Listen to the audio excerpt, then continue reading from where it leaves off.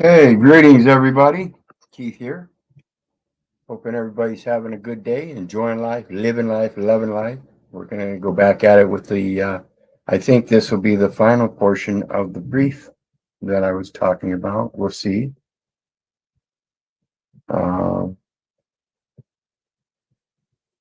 yeah, I think so. Before we get started, I want to remind everybody, please hit that like, share, and subscribe button. There's PayPal links in the details section below for anybody that wants to share some love. Always greatly appreciated. Always appreciate any kind of support.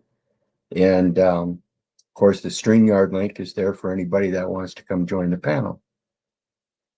And I'm going to start. I made a couple comments there in the chats. Um, and the first one is a question: are you timid souls, or do you speak boldly as you ought to? And I misspelled the ought, of course, but that there should be a T on there. And then the next one, it says the Roosevelt speech at Sorbonne, Paris, April 23rd, 1910. And I'm going to read that real quick. It starts out with, "It is not the critic who counts, not the man who points out how the strong man stumbles, or where the doer of deeds could have done better. The credit belongs to the man who is actually in the arena, whose face is marred by dust and sweat and blood, who strives valiantly, who errs and comes up short again and again, because there is no effort without error or shortcoming. No one's perfect, people, but who knows the great enthusiasms, the great devotions, who spends himself in a worthy cause, who at the best knows, in the end, the triumph of high achievement, and who, at the worst, if he fails, at least fails while daring greatly, so that his place shall never be with those cold and timid souls who neither knew victory nor defeat." And this is what I talk about when I talk about the quote, bitch ass slaves and the cognitive dissonance. People that sit on the couch watching somebody else's dramatic life on the boob tube while they stuff themselves with processed foods and drink the poisonous drink. I used to do the same kind of stuff. That's what this system is programmed to do. I remember watching TV when I was a young boy, and at the end of the day, it went blank with all them rainbow colors and said, "Thanks for watching our programming."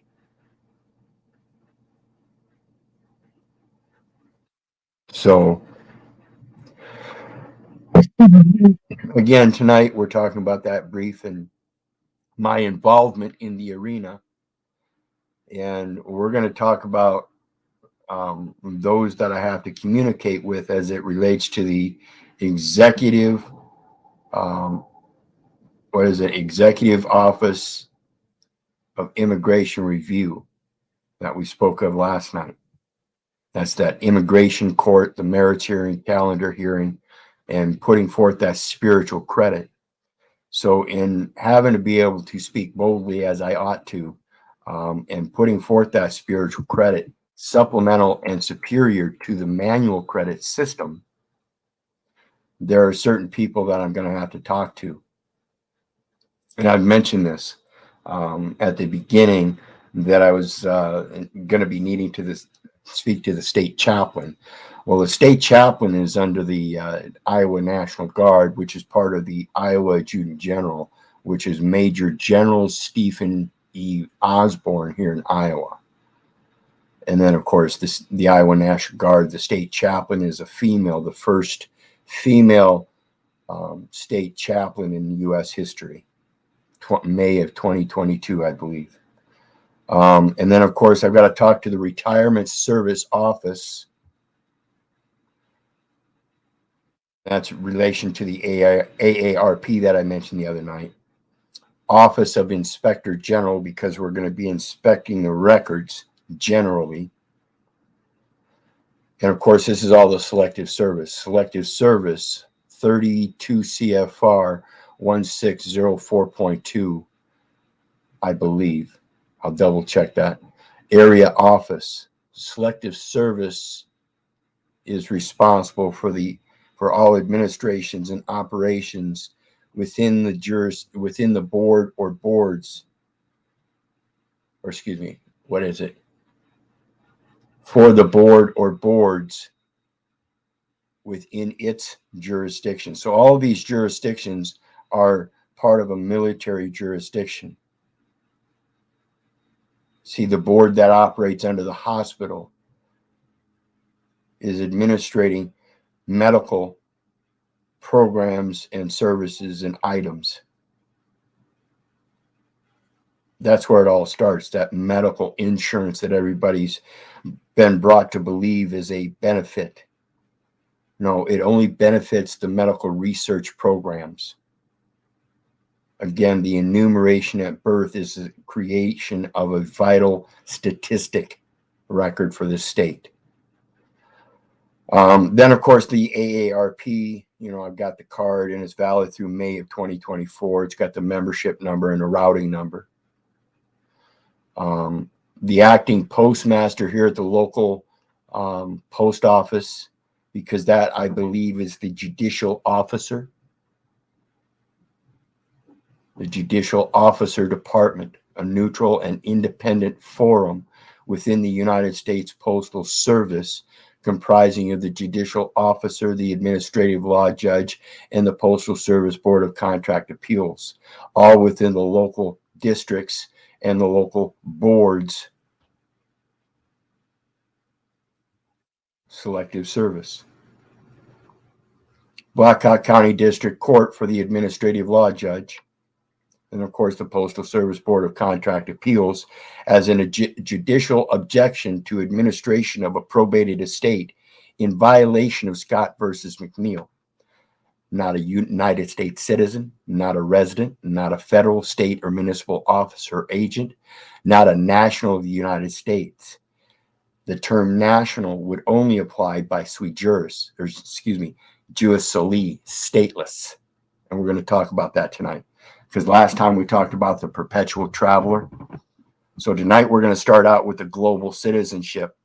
And this is in relations again to that Gary Davis turning guns into doorknobs. Greetings, Chris. How you doing tonight, brother?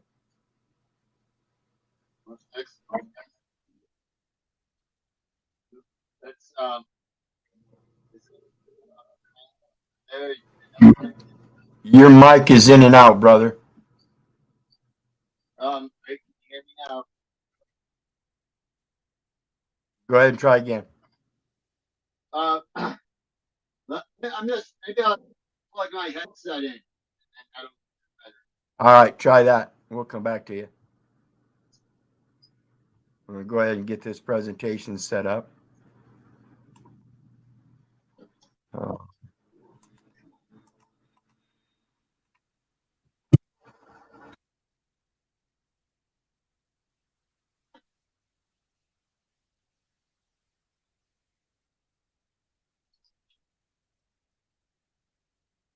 And if you remember, briefly, we spoke about Gary Davis and that World Citizen Passport, World Services Organization. I've got a friend that used to have one of those, and they took it from her. And of course, she had to make a declaration, as we've spoken of, and that declaration was in form of a admit or deny thing. I think it was a set of admissions. And it went through the Department of Homeland Security because she was at a transportation hub, an airport, and they took her world citizen passport and tried to force her to prove an identification. Well, the documentation she got back from the Department of Defense was a redress number stating that they could neither admit or deny. Now, she never got that passport back, but they issued her a redress number to use at any points in transportation hub systems to present that she's not to be questioned in that manner. because the United States can neither admit nor deny. And if it's an allied country, then they have to follow the same treaty. In other words, they have to treat the sojourners the same way. This is the principle of itinerant. I believe that's why they call it that they call it a novelty passport. It's when I did some research on it. Fantasy passport, as we've explained. Yeah, same thing. But in many countries, it's still recognized as something that's sufficient. But I think the United States is a little bit more prudent about allowing people to use those. I've noticed that. Well, yeah, and I'm going to be a little bit more prudent about people using any kind of identification when it relates to the United States then, because again, and I'm going to make it very goddamn clear here again, if the states ceded their jurisdiction to the United States is known to be a corporation, and as a corporation, it's known to be a debtor, and as a debtor, it's located in Washington, D.C., and Washington, D.C. has the 10 square mile geographical territorial boundaries, and United States is nothing but the mere records kept in all them bureaus. Goodness gracious, that Washington, D.C. has no statehood, and that's called stateless. Right. I think their main concern is that people aren't using those nefariously or for criminal purposes to do any damage against the corporation. Correct, because we're coming in the same capacity. Listen, folks, we're coming in the same capacity as Washington, D.C., stateless. We don't need a state to support our word, just like Washington, D.C. doesn't. They don't need the state to support their word. It's the municipalities that want the power to be able to issue them bonds and certificates of participation and stuff that want that power. The state's just a pass-through. That's See, we're true. the same way, that same capacity. We hold all those capacities if we know who we're interacting with. If we're interacting with the state, they're just a pass-through. So, okay, I'm a pass-through too. Now I'm going to hold you up to your duties of a pass-through. Let it go. Let God, dumbass. Doesn't that sound like a pass-through? Gee, sometimes those 12-step programs kind of make simple sense, don't they? No, I was going to say, Keith, for most of my adult life, in fact, all of my adult life, and anytime I travel, or I've simply traveled with my family Bible that I keep with me as one of my record books, as that and a copy of the state's birth certificate, and that I keep inside the back page of the Bible. It's not the actual certificate, but a copy of it. And when I've dealt with Homeland Security, that's what I present as, other than photo ID that I'll be boarding the plane with, and that's been accepted several times. And that's it. And that's important to realize here, because this is what we're talking about in the global aspect, is we have the right to make our yay and our nay. Now, as this article explains it, it says global citizenship is the idea that one's identity transcends geography or political borders, and that responsibilities or rights are derived from membership in a broader class, humanity. This does not mean that such a person denounces or waives their nationality or other more local identities, but that such identities are given second place to their membership in a global community. What I'm posing here is that our membership in this global community is an extension from a first place, which is the spiritual origin, and that our manual physical presence is the second place. And when we travel about in a broader aspect of the lands from where we originated in this place, then that is our third place. So we have a first person, second person, third person. It's good to recognize that. Yeah. See, it's the third person in its spirituality, the constantly affirming his will in faithful sayings, that he who believed in God be careful to maintain good works. So that brings it to the spiritual word first. So as you go out amongst the community of people that don't know you, you come with your spirituality first and foremost. The people that know you within your manual community know you by your manual presence more abundantly than your spiritual presence, simply because of the physical relationship. They can see you in the community but not actually know you, but that somehow know you in the humanity. Okay. Those that know you in the first place are your private memberships. And that's like that name thing that I explained. Mom and dad give you a first name and a second name. The first name is for your private associative family and relational affairs. They may know you by the first name. Anybody out among the other humanity area is knowing you by your second name. This is why I say when you become age of majority, you're supposed to take upon that second name to protect your privacy. You don't go out into the adult world carrying that first name. That's why them records are sealed. Those are minors. Does that make sense? That certainly does, and it's in alignment with the native traditions as to, when someone attains the maturity of mental maturity, then that there's a ceremonial recognition of the manhood, and another name is given. A christening, where the mentality of a vision of a vessel that you create to go out upon the waters is actually created, then you christen it. It comes from mental to material. Once you've manifested it, then you have to christen it. Is your body christened?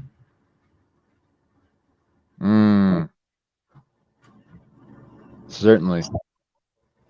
You have to manifest yourself, and that is how you christen yourself. If you really want to go out there and walk on water, you have to know your vessel. You have to be able to christen it and put that proper prayer on it. Mm-hmm. It is all spellbinding. It's all a mentality, though. It's not anybody else's. It's your own. You have to go inwards. You have to know thyself. Physician, heal thyself. You got a hole in that heart. You got to be able to repair it, because only you can see it. You can express that hole to everybody else, and they can think they see it. You can think they see it. But somehow, somewhere along the line, there's never going to be any perfection in it until you see it and you fix it, because it ain't going to be fixed any better for anybody else than you. They ain't riding that vessel. You are. This is why the scripture talks about don't desecrate your vessel.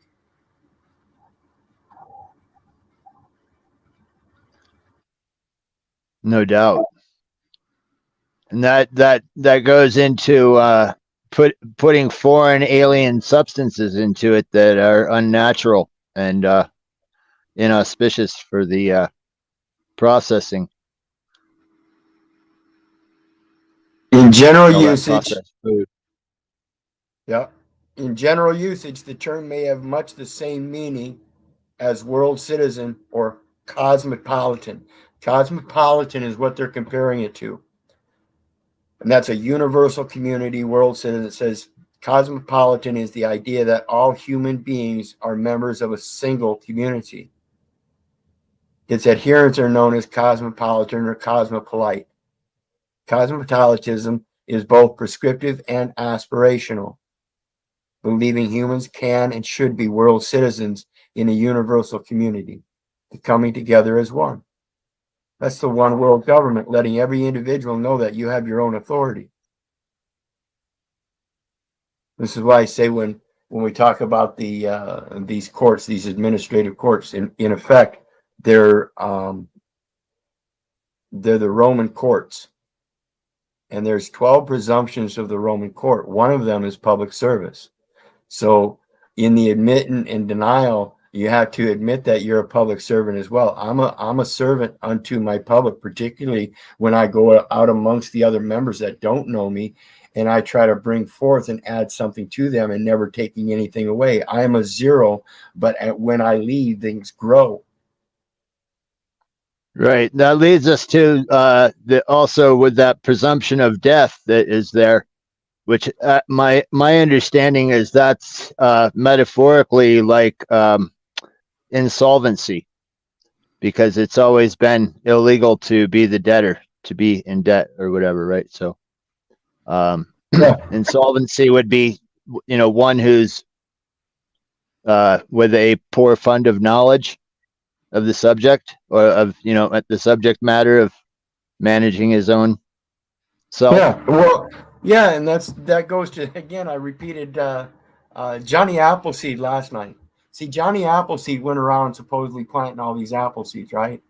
And I don't know Yeah, if people really have thought about that. And I don't have firsthand proof, evidence, or anything, but my perspective is that Johnny Appleseed, being a guy that liked his cider and stuff and is known to have made his own cider and shit, I don't know that he went around carrying these big sacks of apple seeds, constantly planting apple seeds, but as he sojourned around the land, itinerant, a perpetual traveler, a global citizen, he was providing a public service to other people who might be adorned of the same interests and like their apple cider. So he was planting seeds so those trees would grow, and that one day along his travels he might come back the same way, and that tree being matured, and he get to bear the fruits of his own labors at that time. While in the meantime, other people also got to bear fruits of those labors. This is the true form of public service.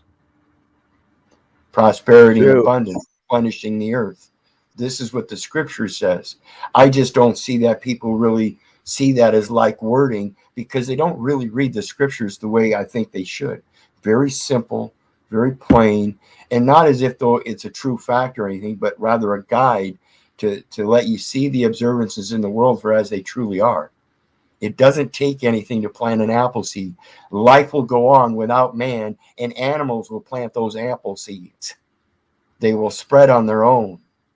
But by you helping that through your own knowledge of how it operates, you can reclaim desert lands by learning the watershed structures and incorporating that seed planting along the edges of the deserts and overclaiming and reclaiming that. That's called redeeming the land which has been condemned. It's been condemned of life and is nothing but a desert. Start reclaiming it. Show them you can observe Mother Earth and how she operates, and the Spirit of God moves upon the face of the water. So help the water spread.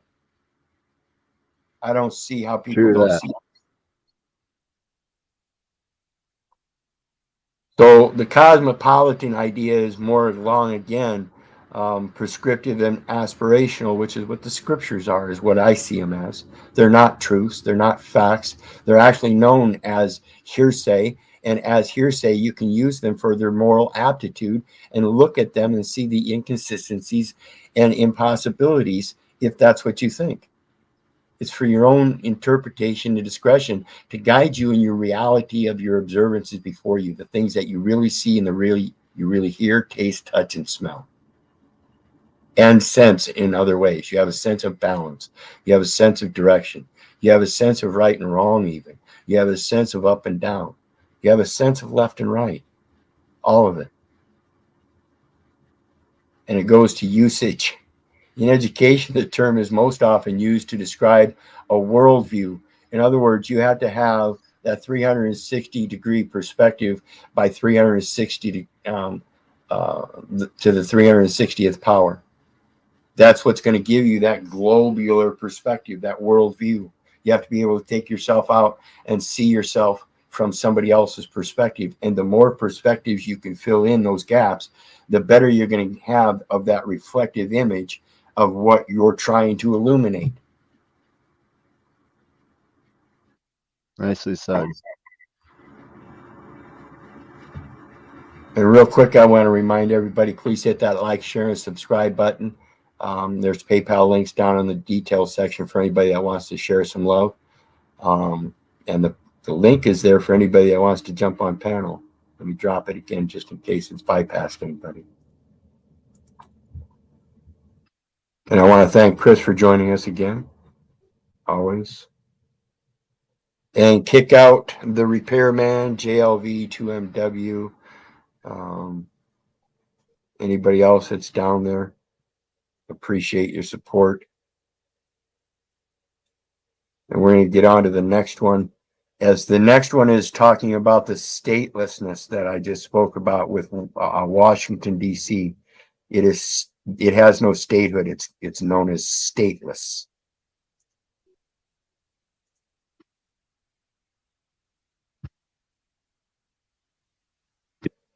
Okay, make sure we're all seeing the same thing. Stateless. In international law, a stateless person is someone who is not considered as a national by any state under the operation of its laws. Under the operation of its laws, therefore, either a federal officer or agent or a contractor thereof, known as a United States citizen or a resident. Some stateless people are also refugees. Now, a refugee is in regards to the one that goes out and comes back. He has a place to go back to as a point of refuge. See, I live in this world, but I'm not of this world. That is the first place. While I'm in this place, I have a place to go back to. That is my homage. That is where I cult up. That is where I dwell.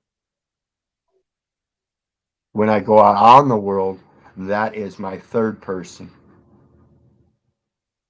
However, not all refugees are stateless, and many people who are stateless have never crossed an international border. At the end of 2022, the United Nations High Commissioner for Refugees,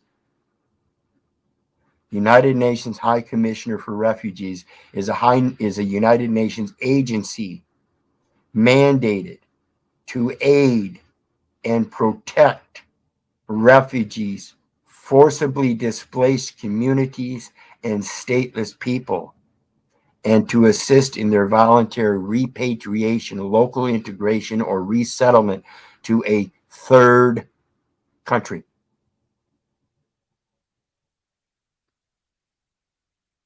Estimated 4.4 million people nationwide as either stateless or of undetermined nationality. Remember, I just spoke So that about would that. that would pertain to, say, an individual's state of mind, perhaps. They don't have a Correct. mindset that they are Their connected mentality, with any state, right? right? Their mentality, their statements.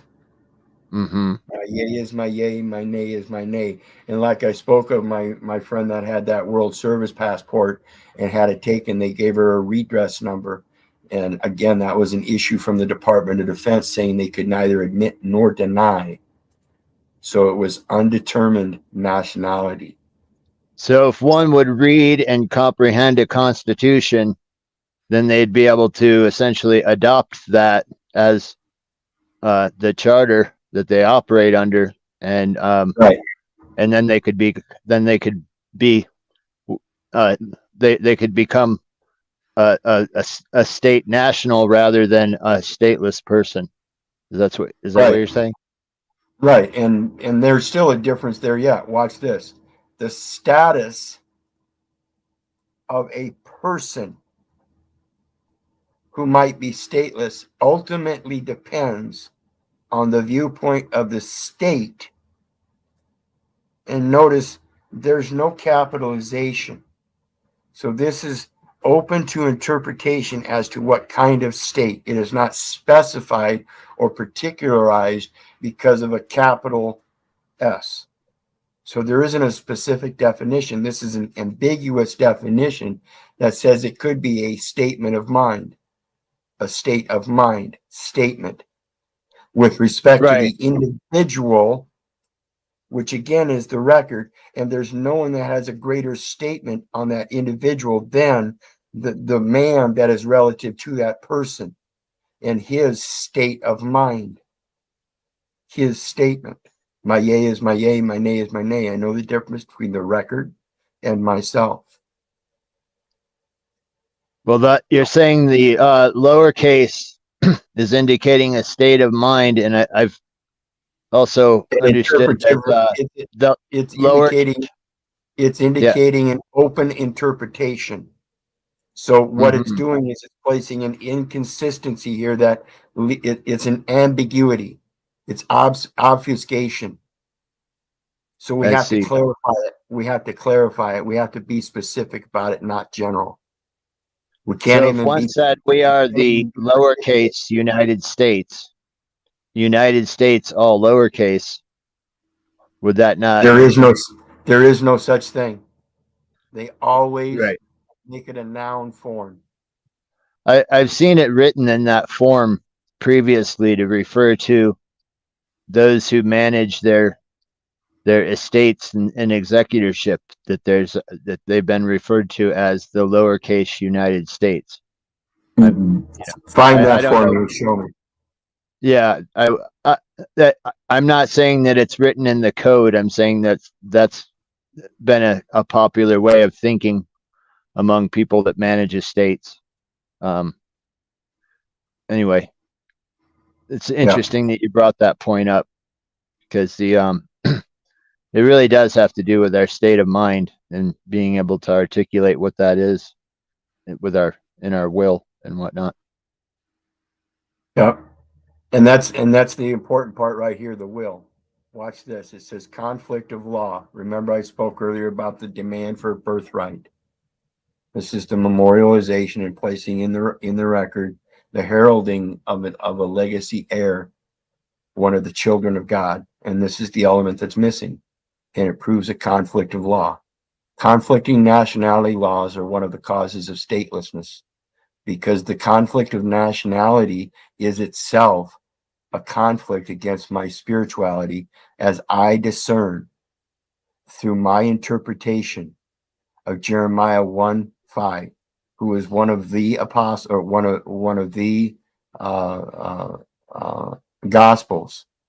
And in that gospel, his legacy leads to Abraham, who is the original promise that was sealed with the original oath. And we've all been given that same new covenant.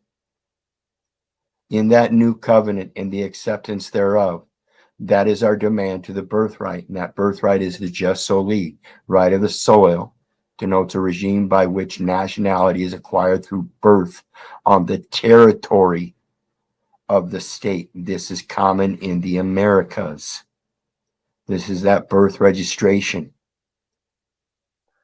Just Territory meaning they occupied the space of the land and the ground that's occupied by the occupying army. Correct. And it's for the martial law, which chiefly affects the police and the collection of public revenue and taxes. Mm-hmm. So that legal title is the revenue. This is why 9/10 of the law is possession and use, and that's the superior ability of Leviticus 25 verse 24. In all of the lands of your possession ye shall grant a redemption. And if you have a brother that be in those lands, and you wish to buy back their debts, you shall also redeem them. And why is this? Because the land shall not be sold forever. Where is it? All of the lands, because we are strangers and sojourners with him, going out amongst those lands, doing these deeds. Mm-hmm. That's the important part. Our acts will speak louder than our words, particularly if we're doing it in righteousness, knowing that our origins in this earth come from the soil, where God formed man of the dust of the ground. And when he breathed the breath of life into his nostrils, man became a living soul. In that living soul, every breath I take is an act of God telling me I'm supposed to sing about that promise and demanding that birthright, which is the right of the blood and the soil. Both is a regime by which nationality is acquired through descent, usually from a parent who is a national, usually. But all of those parents of the nationality have to admit that they come from the prophets, the gospels, the original promisor, God, the source of life. Not a being, not a thing, not a he, not a female. The source of life. No one knows any better. No one can define God any better than just merely a source of life. And in that, it's every source of life. It's also every source of death, as this again is just the place where we live and we are just passing through. There are other sources. This is just what we call life while we see it, while we hear it, while we taste it, while we touch it, while we smell it, while we sense it.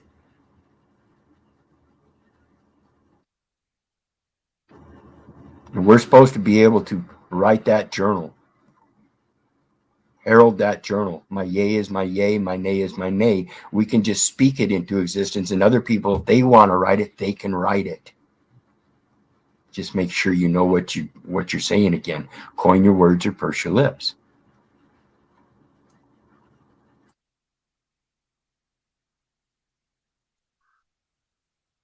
Yeah, journaling is very, very important practice. And personally, I like to use journaling and writing as spiritual practice itself, right? Well, On yeah, a daily basis, just that's one of those journaling your things I want to get back experiences. into. Yeah, that's one of those things I want to get back into. I used to do a lot of writing. I used to do a lot of drawing. I used to do a lot of this and that. And I used to do a lot of gardening. I used to do a lot of things before all of this came about. And I literally been doing nothing but research since. I used to be a Yeah. very, very eclectic man. Well, this is where the keeping of a manor roll with one's house, home, estate, abode, however you might call it, just the daily recordings of the daily ongoings, things that occur in the realm of the home. I I like to do that regularly. I certainly don't do it every day. Uh, but Yeah. like today I had a nice phone call with my son who's living in South Florida, and I took notes on that so that I would have a record of it. I don't have to depend on my failing memory to remember what I spoke about with my son, what I promised him, and what I said, because I want to be good to my word. I don't want to forget that I told him I would do something and then not do it. So I find that practice is really powerful. Just keeping a little journal book. Um, things you do in your private office or your house. It has nothing to do with any public venue, judicial venue or whatever. So, Yeah, and these last two comments are kick ass because first, let's say kick out the repairman. Maybe being stateless has some amount of power. How much power do you think it takes to tell a nation that you have no right to require a passport to keep me in, when I have many nations that are welcoming me as a itinerant to go learn their culture in exchange for teaching them about my culture and equal consideration of our talents? Just as the scriptures say, I'm going forth amongst the nations as they expect me to through their very own scriptures. hmm. Why would I need a government's word? I believe they even post there's a separation of church and state, and that the governments generally don't make any laws respecting the establishment of those religions, because the religions are the ones that made the laws respecting the political uh, subdivisions. See, there really isn't a separation of church and state when it was derived from the church. If you recognize that the church gave over their records of their citizens, their membership, their spiritual gatherings, the people that came to church on a regular basis that lived in the community, and they all knew where each other lived, and they gladly gave those records over to a polity body that was then militarized.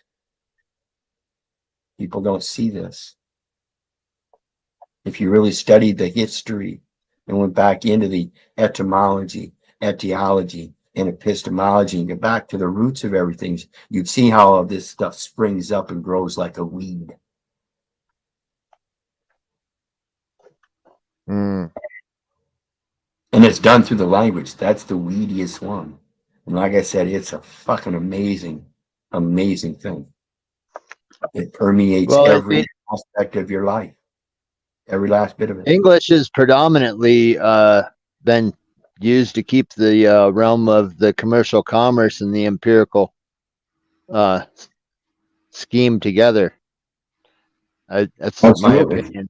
And it's kind of become a mutt language because of the fact of the international commerce that being used by so many nations as uh, a single language that they can uh, utilize to correspond business with, right? Yep. And That's that capitalization, that Mhm. title, that legal name construct. See, again, I remind everybody, Latin used to be all capital letters. They didn't have a lowercase lettering system. When English was derived, it was all lowercase. They didn't have a capital case lettering system. The capitalization came about when the individual authors decided to dramatically emphasize the very first letter of a page in their writings. And so they would make it an artistic development instead of just a plain letter. And that created a capitalized system because they incorporated the Latin origins as part of that capitalization. And That was a that merger. became known as the mark then, right? The mark, And yeah, like and then X marks the spot. many of them would use that as their seal. They would Uh-huh. start out. They would start out little house. So the first letter in the publishing would be little and it would be capitalized. And they would make a stamp out of that. Various different ways of doing things like that. Eventually it came to be the capitalized portion of each paragraph, and then capitalized at the beginning of every sentence. And now we have capitalized every letter for titles. Well, that in the etymology of mark, we have the word mar, which goes back to the Sanskrit word for war, which is that's what commercial commerce is also. Yeah, the That's guy that's actually attached to in the arena that's full of dust and marred face. Mar is mace. His face is marred. that. Right. They Absolutely. know this. So Yeah, well, anyway, more and more people are getting to you know, understand this subject, and I appreciate you putting it out there, because a lot of these things that kind of swim around in my brain all by themselves for a long time. And I know other people aren't really having that type of thinking, and I'm overjoyed that find someone who else appreciates the etymology and the history of the that the language tells us, um, like yourself there, Keith. So much appreciation for all your effort and shedding some light on this subject matter for everybody. anytime, all glory goes to him. Like I said earlier, I'm just a pass through, and it's not my will; it's His will. And again, folks, that's all we're trying to do is express His will. So it's an interpretation of the scriptures first and foremost, just like Jesus did, and then reference to their law. And doesn't your law also say? So again, that's John 8 verses 14 through 20, where it talks about we're a witness, and the witness is of God and ourselves, and therefore there's two witnesses. And doesn't your law also state, so long as there's two witnesses? Now this is in correlations to Matthew 18 verse 15, whereas if one has aught with their brother, they're supposed to go to them in private. If their brother hears them not, then they're supposed to get a second witness. So when they make aught with us in public, we go to them in private the best we know how and bring him as that second witness. And they do run, in my experience.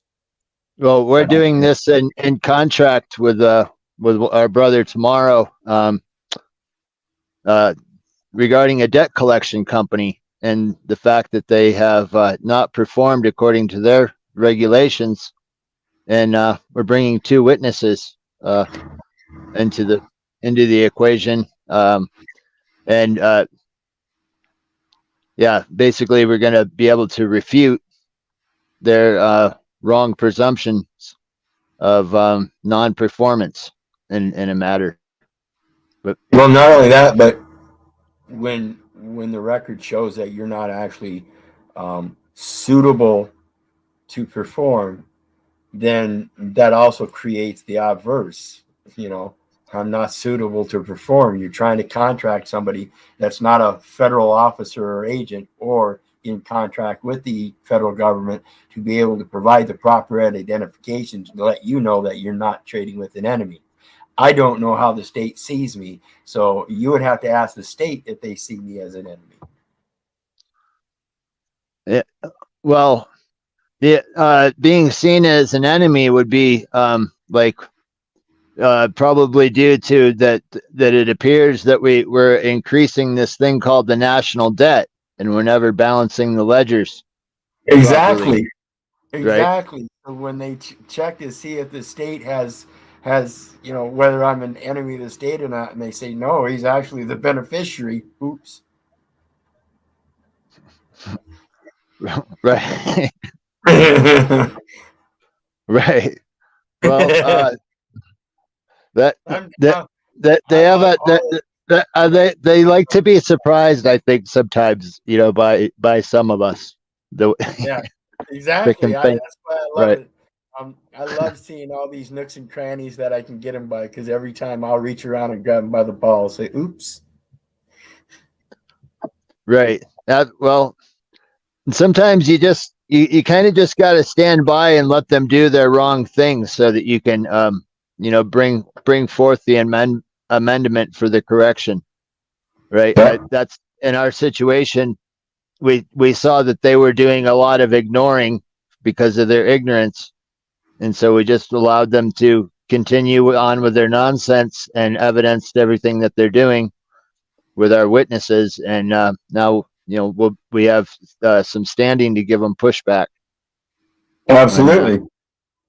Right.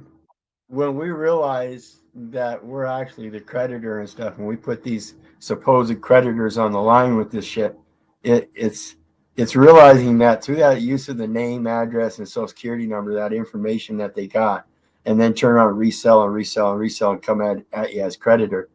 The thing is that in all cases, it's the social security number that grants the use of the name and number. Okay. So right. If what's interesting is we went and sorry, brother. Sorry, excuse me. If Social Security is the one that grants the use of the name and number, and somebody uses it for commercial obligations, then they're the ones that have stepped into the trustee position for investments. Only trustees can invest in beneficiary property for a profit. So then comes along the beneficiary part, where you say, okay, well, if you're taking on that trustee position to be able to take upon that obligation to enforce a law, that tells me you're holding a record. Who's the trustee? An attorney dropped that on us the other day when I went to talk with the bankruptcy attorney locally on behalf of our brother who's doing bankruptcy reality, and the attorney said right in counsel, he said, it's up to you to determine how much debt you owe.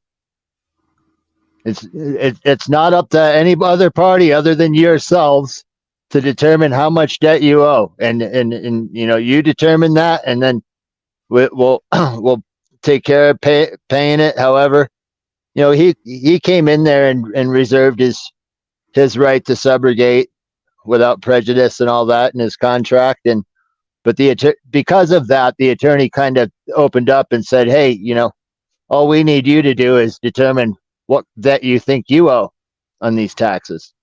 Not that any other party can figure it out for you. Exactly. That's an assessment. Right. He dropped them jewels right on us, but he wouldn't have done that if he didn't look at our paperwork and see how we put our restrictive endorsement and explain why and who we were in relation to that record as the benefactor for the beneficiary. And only because we were able to articulate that, he was privately dropped that little thing. I already actually comprehended it. Oh yeah, right. But when Adam heard that, it's like his jaw about hit the ground, man. He didn't have nothing to say for the rest of the meeting. It was just me and the attorney talking shit, right? he was telling Adam, like, look, dude, you got to determine it, right? So he already knows, right? But he knows that, and Adam finally he got it when the attorney told him. See, if I tell my own brother that, he's like questioning it now. Now that this attorney professional dude told him, now he gets it. He's like, oh, really?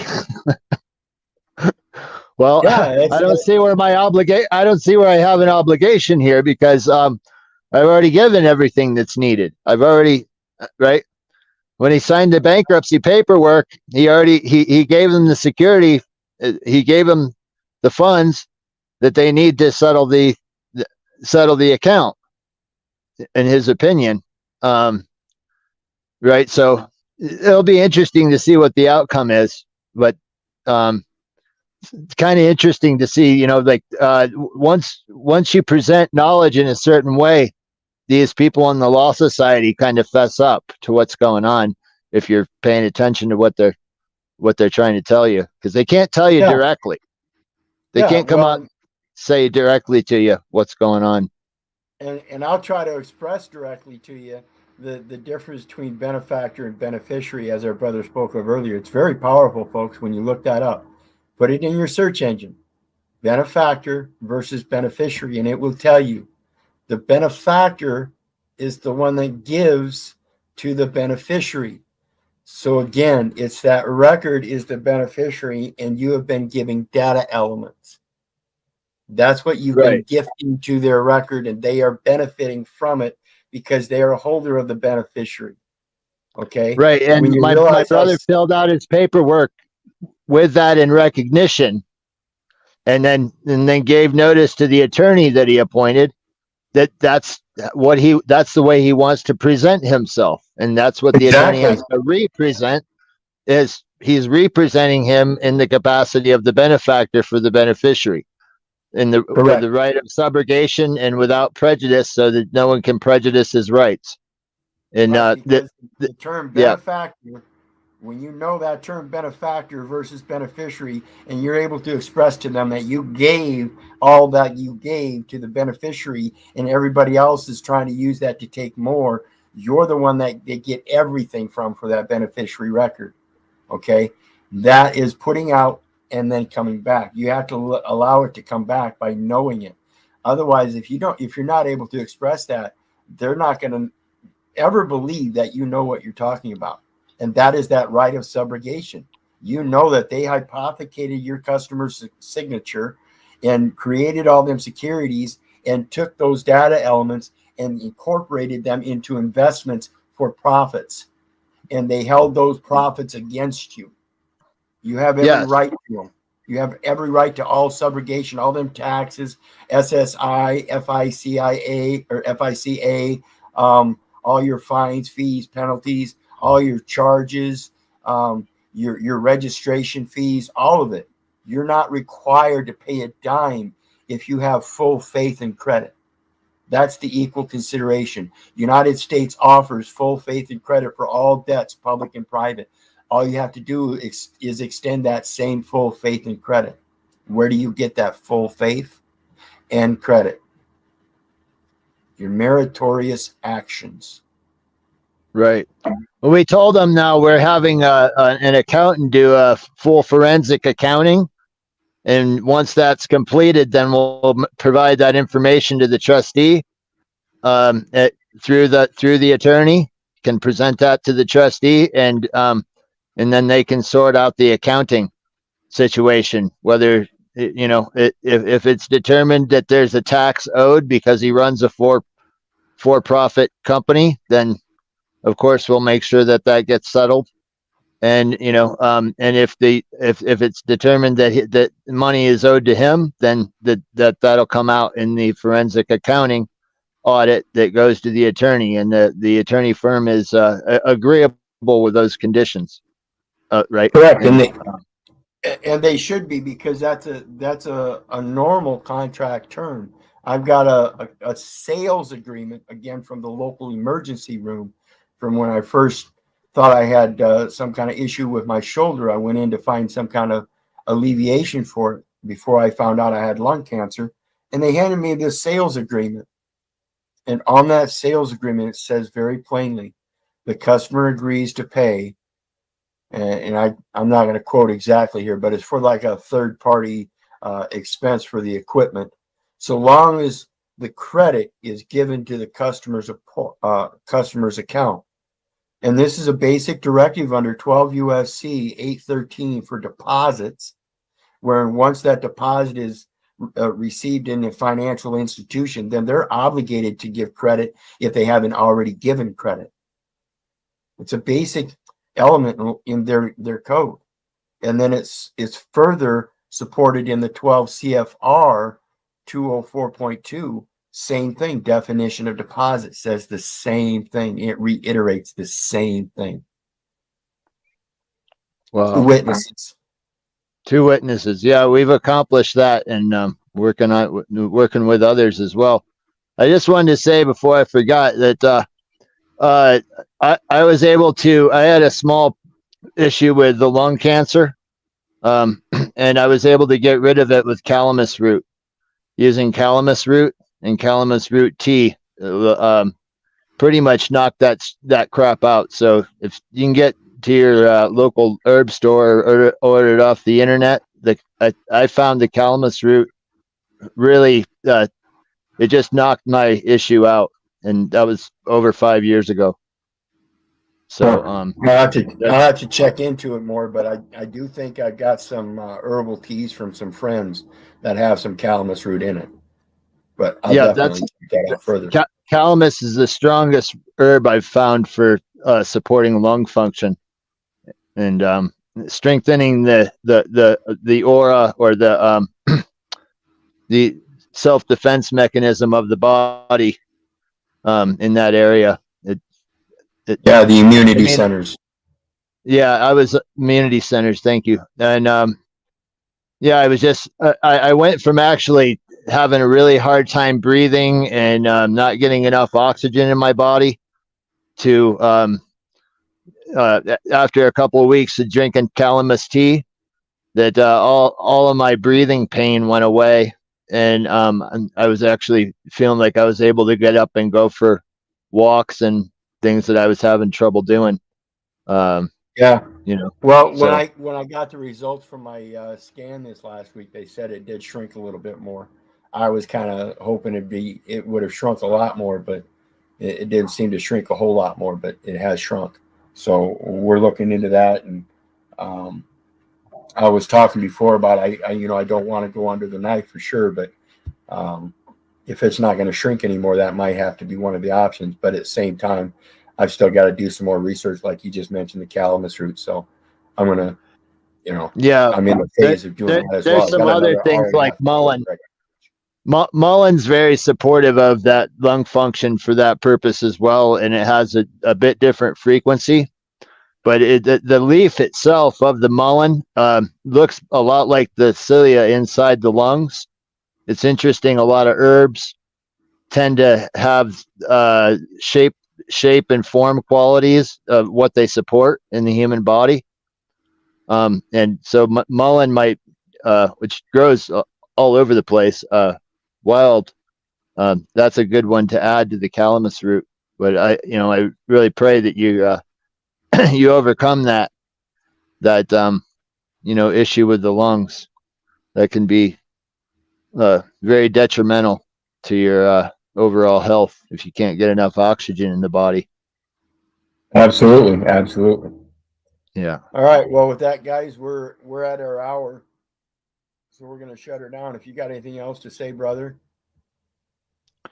Nope. Just much appreciation and thanks to everyone who's supporting Keith's venue here. We really appreciate his sacrifice and his time doing the research for everybody, because I certainly know most of us don't have the time and the facility to be able to do this type of research, nor the gift of the intelligence that God has given him to be able to share this type of knowledge with everyone. So with that, much appreciation. Yes, absolutely. All glory goes to him. All glory. I am blessed. And with that, I want to let you guys know again, I love you, but I don't give a rat's ass whether you love me back. So may God bless you and have a good night. We'll see you again next time. Bye now. All right. Good night, everyone.